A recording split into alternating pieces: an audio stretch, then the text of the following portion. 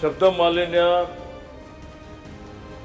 ಇವತ್ತು ರಾಜ್ಯದಾದ್ಯಂತ ಎಲ್ಲ ಕಡೆ ಇರುವಂಥದ್ದು ಎಲ್ಲರ ಗಮನದಲ್ಲಿದೆ. ಸರ್ವೋಚ್ಚ ನ್ಯಾಯಾಲಯದ ತೀರ್ಪಿನಂತೆ ಇವತ್ತು ನಾಯ್ಸ್ ಲೆವೆಲ್ ಏನಿದೆ ಅದು ಸೂಕ್ಷ್ಮ ವಲಯಗಳಲ್ಲಿ ಹಗಲು ಹೊತ್ತು 50 ಡೆಸಿಬಲ್ ಮತ್ತು ರಾತ್ರಿ ಹೊತ್ತು 40 ಡೆಸಿಬಲ್ಗಿಂತ ಹೆಚ್ಚಿನ ಶಬ್ದ ಇರಬಾರ್ದು ಅಂತಿದೆ.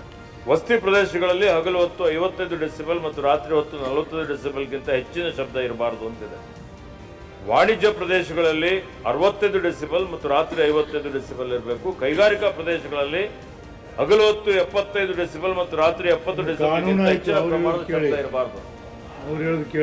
ಕಾನೂನು ಏನಿದೆ, ಈಗ ಸರ್ಕಾರ ಈಗಾಗಲೇ 2022ರಲ್ಲಿ ತಮ್ಮ ಸರ್ಕಾರ ಇದ್ದಂಥ ಸಂದರ್ಭದಲ್ಲೇ ನಾವು ಎನ್ವೈರನ್ಮೆಂಟ್ ಪ್ರೊಟೆಕ್ಷನ್ ಆ್ಯಕ್ಟ್ ಅಡಿಯಲ್ಲಿ ಒಂದು ಕಮಿಟಿ ಕಾನ್ಸ್ಟಿಟ್ಯೂಟ್ ಮಾಡಿ ಆಯಾ ಪ್ರದೇಶದ DYSP ಅಥವಾ ACP ಅಧ್ಯಕ್ಷತೆಯಲ್ಲಿ ಇವತ್ತು ಇದನ್ನು ಅನುಷ್ಠಾನ ಮಾಡುವಂಥದ್ದಕ್ಕೆ ಅವರಿಗೆ ಜವಾಬ್ದಾರಿ ವಹಿಸಲಾಗಿದೆ. ಆ ಸಮಿತಿಯಲ್ಲಿ ತಹಶೀಲ್ದಾರ್ ಇರ್ತಾರೆ, ಒಬ್ಬ ರಾಜ್ಯ ಮಾಲಿನ್ಯ ನಿಯಂತ್ರಣ ಮಂಡಳಿಯ ಒಬ್ಬ ಪ್ರತಿನಿಧಿ ಇರ್ತಾರೆ.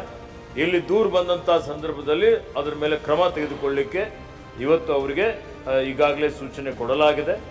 ಇವತ್ತು ಪರಿಸರ ಮಾಲಿನ್ಯ ರಾಜ್ಯ ಮಾಲಿನ್ಯ ನಿಯಂತ್ರಣ ಮಂಡಳಿ ಜವಾಬ್ದಾರಿ ಏನಪ್ಪಾ ಅಂತ ಹೇಳಿದ್ರೆ, ಇವತ್ತು ಯಾವಾಗ ದೂರು ಬರ್ತದೆ, ದೂರು ಬಂದಂಥ ಒಂದು ಸಂದರ್ಭದಲ್ಲಿ ಪೊಲೀಸ್ ಕಡೆಯಿಂದ ಪರಿಸರ ಅಧಿಕಾರಿಗೆ ತಪಾಸಣೆ ಮಾಡಿ ಅಂದರೆ ನಿಯಮಾನುಸಾರ ಎಷ್ಟು ಡೆಸಿಬಲ್ ಶಬ್ದ ಇದೆ ಅನ್ನುವಂಥದ್ರ ಬಗ್ಗೆ ತಪಾಸಣೆ ಮಾಡಿ ಪೊಲೀಸರಿಗೆ ವರದಿ ಕೊಟ್ಟ ಮೇಲೆ ವರದಿ ಆಧಾರದ ಮೇಲೆ ಅವರು ಕ್ರಿಮಿನಲ್ ಮೊಕದ್ದಮೆ ದಾಖಲೆ ಮಾಡಿ EP ಆ್ಯಕ್ಟ್ ಪ್ರಕಾರ ಅವರಿಗೆ ನಿಮ್ಮದು FIR ಲಾಂಚ್ ಮಾಡಿ ರೆಕಗ್ನೈಸಬಲ್ ಅಫೆನ್ಸ್ ಇದೆ, 5 ರಿಂದ 7 ವರ್ಷಗಳವರೆಗೆ ಶಿಕ್ಷೆ ಇದೆ, ಅದನ್ನು ಅನುಷ್ಠಾನ ಮಾಡಬೇಕು ಅನ್ನೋಂಥದ್ದು ಕಾಯ್ದೆ ಇದೆ, ನಿಯಮ ಇದೆ.